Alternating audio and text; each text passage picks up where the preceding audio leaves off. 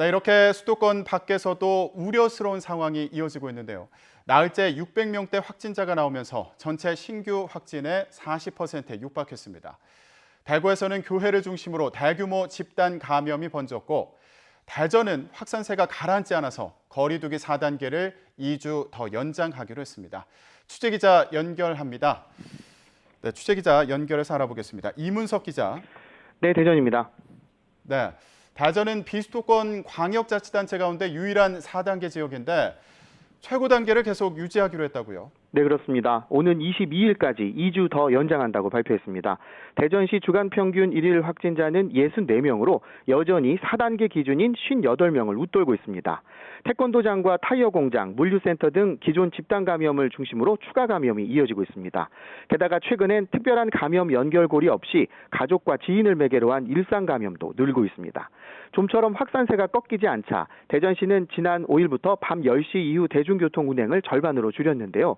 여기에 더해서 4단계 2주 연장 기간인 오는 9일부터 노래 연습장을 집합금지 시설에 포함하기로 했습니다. 여름 휴가 기간인데다 곧 광복절 연휴가 다가와 전국적으로 이동이 증가할 전망입니다. 대전시는 이런 상황에서 이달 말 예정대로 초중고 학생들이 전면 등교하려면 방역의 고삐를 더 조여야 하는 시기라고 판단했습니다. 또 최근 확진자 증가로 대전에 있는 기존 2개 생활치료센터가 포화 상태에 이르자 서구 KT인재개발원에 추가 치료센터 설치를 추진하고 있습니다. 네, 대구에서는 교회발 집단 감염 상황이 심각하다고요? 네, 그렇습니다. 델타 변이로 확인된 대구 수성구 교회 관련 집단 감염이 우려할 만한 수준입니다. 같은 이름의 이른바 자매교회가 대구 경북에 3곳이 더 있는데요. 이들 교회 4곳에서 150명 넘는 감염자가 나왔습니다. 총체적인 방역 위반 사항도 드러났습니다. 교인들이 지난 6월부터 소모임을 열고 함께 모여 식사했는가 하면 허가받지 않은 대안학교도 운영한 것으로 대구시는 파악했습니다.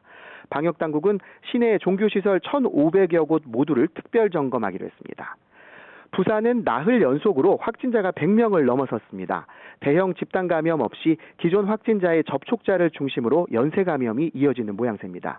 부산시는 현재 사회적 거리두기 3단계에 유흥시설과 노래방 등에 대한 영업 금지 조치를 적용하고 있습니다. 현재 이 같은 조치를 2주 더 연장해서 오는 22일까지 적용하기로 했습니다.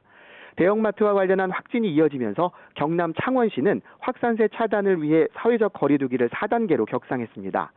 김해에선 요양병원 환자 등 13명이 양성 판정돼 병원이 임시 폐쇄되기도 했습니다. 비수도권 기초자치단체 가운데 5곳이 거리두기 4단계 지역인데 경남 지역에 4곳이 몰려있는 상황입니다. 지금까지 대전에서 YTN 이문석입니다.